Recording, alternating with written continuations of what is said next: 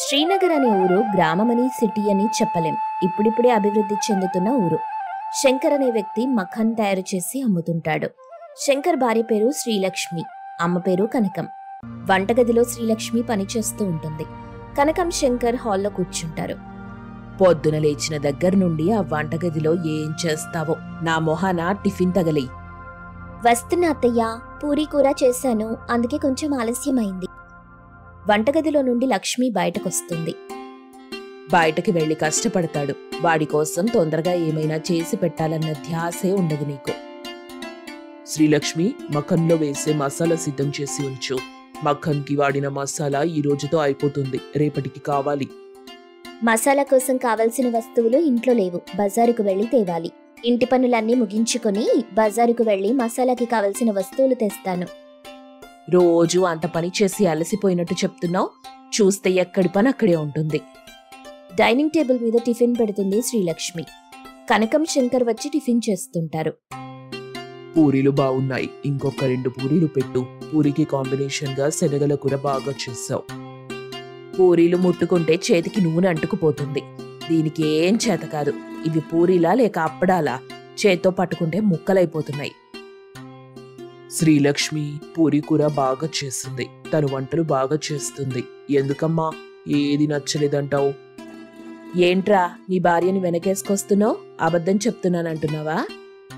Super మార్కెట్కి వెళ్ళి Makhan packets కొనుక్కొని షాప్కి తీసుకెళ్ళాలి, వెళ్తున్నాను అని శంకర్ వెళ్ళిపోతాడు. కనకం హాల్లో టీవీ చూస్తుంది. శ్రీలక్ష్మి కనకం దగ్గరికి వస్తుంది. అత్తయ్య, నేను బజారుకు వెళ్తున్నాను, మీకేమైనా వస్తువులు కావాలా చెప్పండి, తీసుకొస్తాను. ఇంట్లో ఒక్కదాన్నే ఉండాలి, వెళ్ళి తొందరగా రా. దారిలో కనిపించిన వాళ్లతో ముచ్చట్లు పెట్టుకుంటూ ఉండకు. అత్తయ్య, భోజనం సిద్ధం చేశాను, మీరు తినేయండి. సామాన్లన్నీ కొనుక్కొని వచ్చేసరికి ఆలస్యం అవ్వచ్చు. చేస్తాన్లే, చెయ్యక చేస్తానా?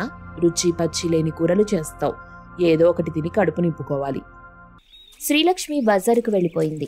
కనకం అరుగు మీద కూర్చొని ఇరుగు పొరుగు వారితో మాట్లాడుతుంది. వదినా, ఊరి నుండి నీ కొడుకు కోడలు కారులో వచ్చినట్టున్నారు. వచ్చారు. నా కోడలు ఒకరోజైనా ఉండలేదు. మొగుణ్ణి తీసుకుని పుట్టింటికి వెళ్ళిపోయింది. కోడళ్ళందరూ అంతే. అత్తింటి మీద కన్నా పుట్టింటి మీద మమకారం ఎక్కువ. అమ్మా నాన్నల మీద చూపించే ప్రేమ కొంతైనా అత్తమామ మీద చూపించరు.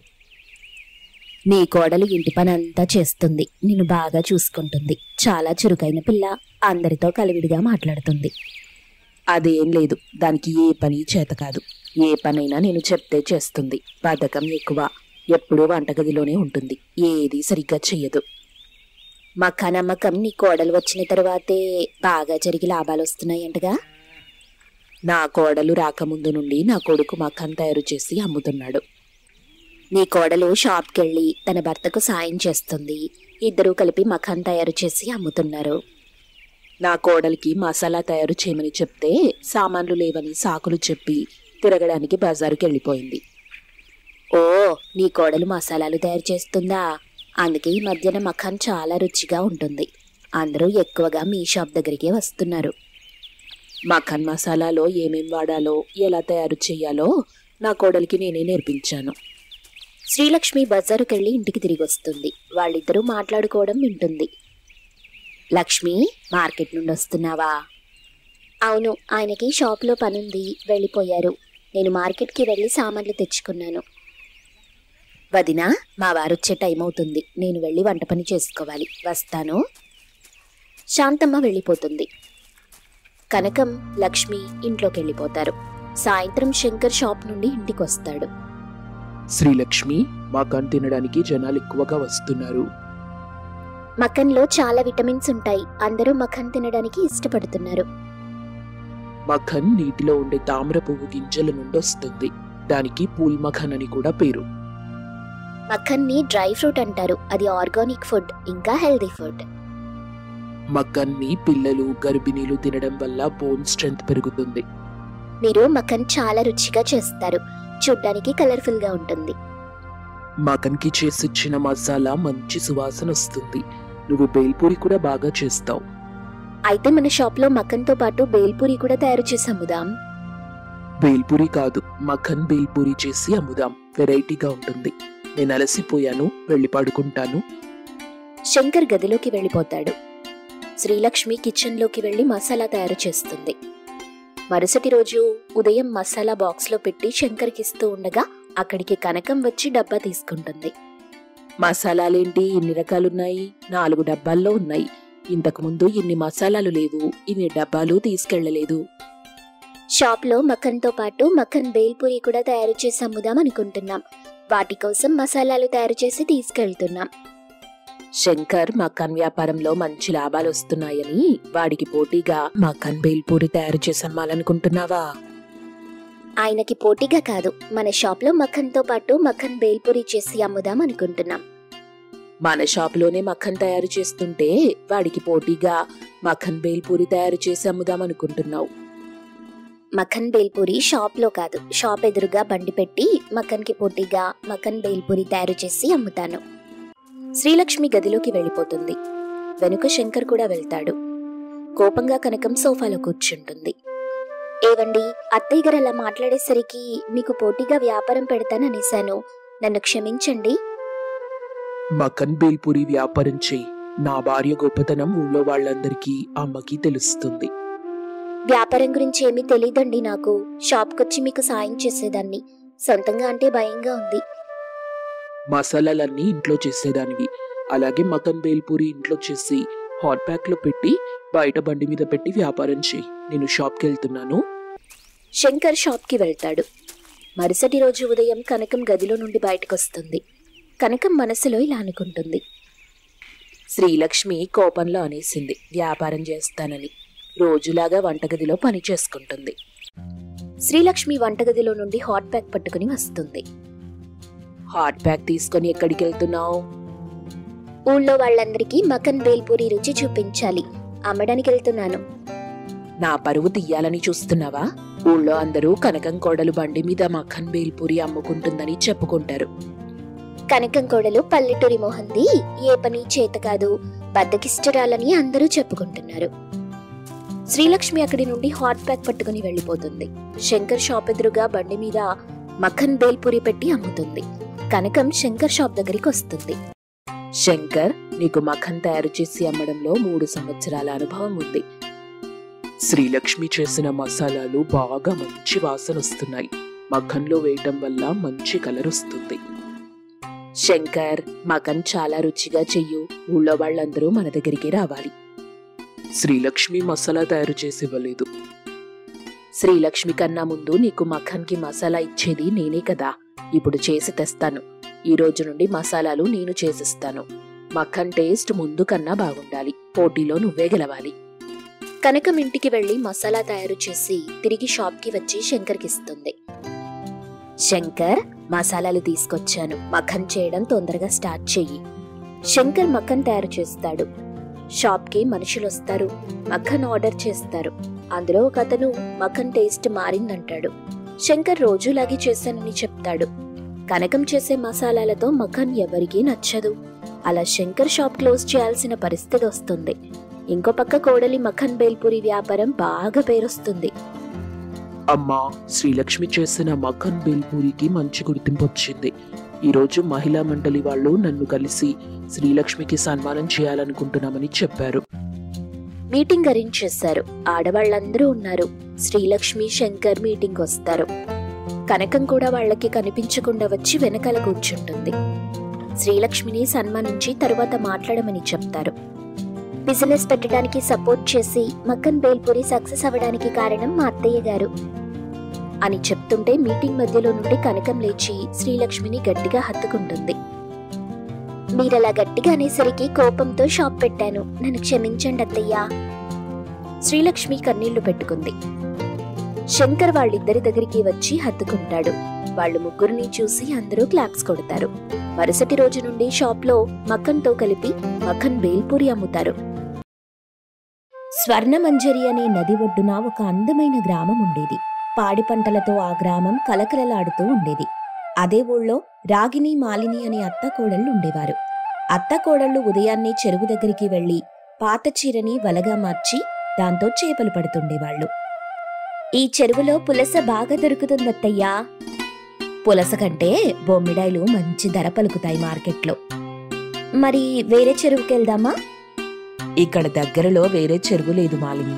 మళ్ళీ వర్షాలు పడి నది పారితే తప్ప మనకి కష్టాలు తీరవు అంటూ రాగిని మాలిని వ్యాపారం గురించి కాసేపు మాట్లాడుకునేవారు. అత్తయ్య, సుబ్బమ్మ రెండో కోడలు నిలతప్పిందంటగా? అవునవును, మొన్న రైస్ మిల్లు దగ్గర కనబడి నాకు కూడా చెప్పింది అని కాసేపు ఊరి విషయాలు మాట్లాడుకునేవారు.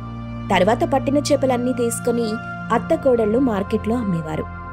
వచ్చిన డబ్బుతో అత్తాకోడళ్లు గుంబనంగా సంతోషంగా జీవించేవారు.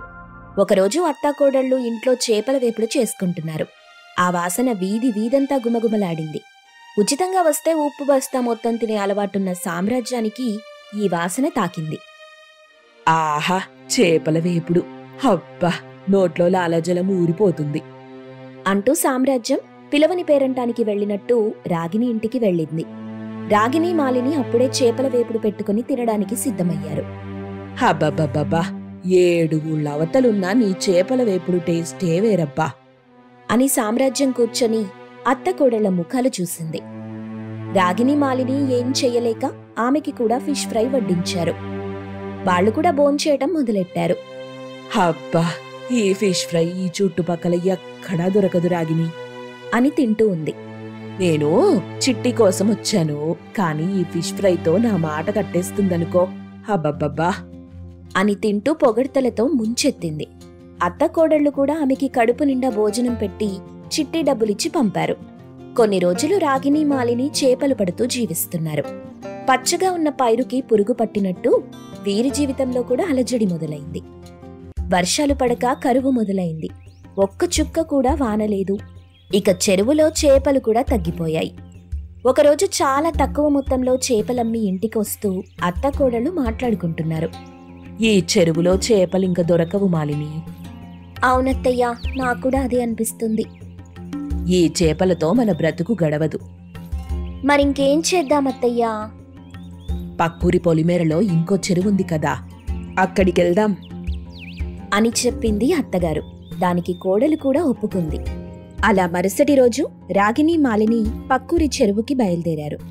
అక్కడ అత్తాకోడళ్ళిద్దరూ చేపలు పట్టుకుంటున్నారు. కేవలం టిలాపియా కాకుండా బొమ్మిడాయిలు, పులస చేపలు, మట్టగిడస లాంటి చేపలు పట్టుకుంటున్నారు. అబ్బా, ఈ చెరువులో బాగా చేపలు దొరుకుతున్నాయి. మనకి మంచి ఆదాయం వస్తుందత్తయ్యా. నిజమే, ఈ చేపలతో ఫ్రై చేస్తే సామ్రాజ్యం ఇంకా మన ఇంటిని వదిలిపెట్టే వెళ్ళదు అని నవ్వుతూ చెప్పింది రాగిని. మాలిని కూడా నవ్వి చేపలు పట్టింది. మాలిని, రాగిని ఇద్దరూ చేపలు పట్టుకుని మార్కెట్లోకి వెళ్లారు.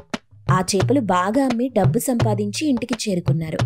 రోజు కంటే ఈరోజు ఆదాయం బాగా వచ్చింది కదా? అవునత్తయ్యా, ఇంత ఆదాయం వస్తుందని నేననుకోలేదు. రేపు కూడా తొందరగా వెళ్దాం అనుకుని తర్వాత రోజు ఇద్దరూ ముందే నిద్రలేచి చెరువుకు బయలుదేరారు. కానీ ఆ చెరువు దగ్గర కొంతమంది మనుషులున్నారు. ఏంటమ్మా, పక్కూరి నుండొచ్చారేంటి? అంటే మా ఊళ్ళో చెరువులో నీళ్లు తగ్గిపోయాయండి.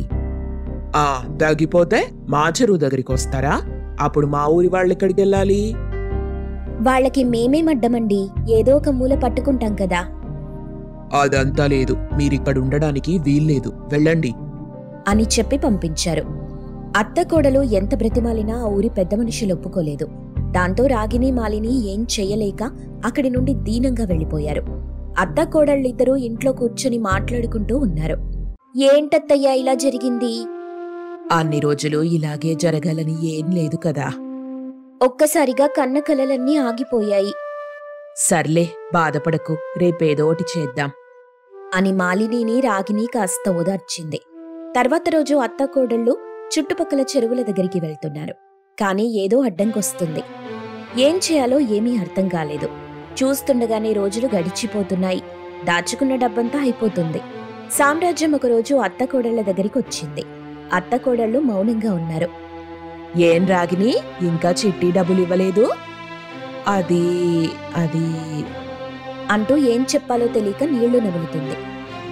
టైంకి కట్టకపోతే ఎలాగమ్మా అని చాలా ముఖం విరుపుగా మాట్లాడడం మొదలెట్టింది. అత్తకోడళ్ళు ఏం చెప్పాలో తెలియక మౌనంగా ఉండిపోయారు. మీతో ప్రతిసారి ఇదే గోలమ్మా, ఇంటికొచ్చి అడిగితే తప్ప ఇవ్వరు.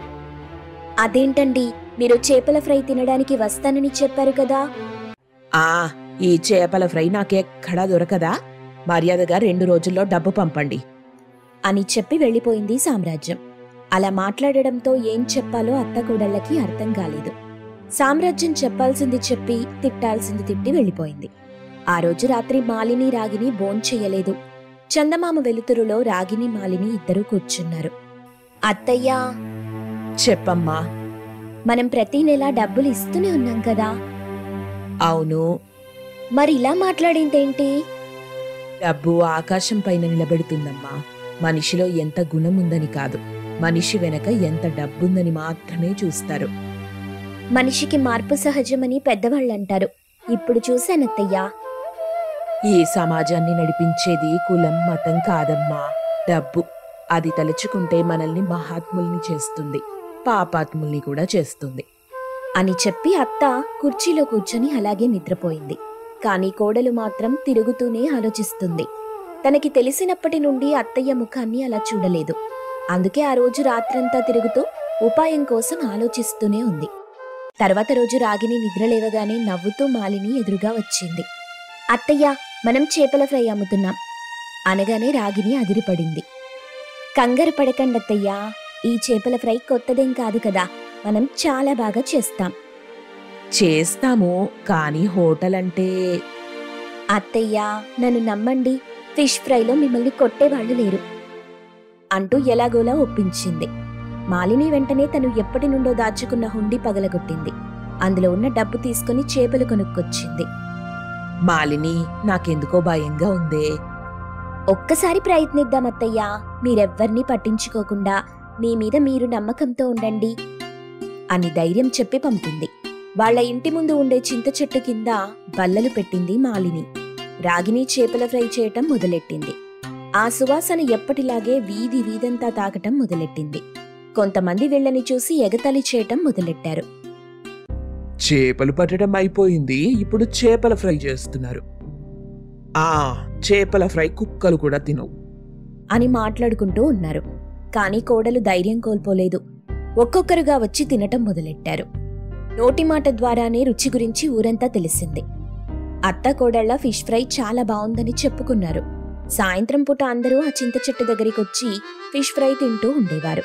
అలాగే ఆ మాట చుట్టుపక్కల ఊళ్ళలో కూడా తెలిసిపోయింది. దాంతో అందరూ చింత చెట్టు దగ్గర ఉండే అత్త కోడళ్ల ఫిష్ ఫ్రై దగ్గరికి వెళ్లేవాళ్లు. వ్యాపారం జోరుగా సాగుతూ ఉండడంతో ఆదాయం బాగా పెరిగింది. వీళ్లకి ఉన్న చిట్టి డబ్బులన్నీ పంపుతున్నారు. కొన్ని రోజుల తరువాత సామ్రాజ్యం అక్కడికొచ్చింది. అబ్బబ్బబ్బా, ఏం రుచి!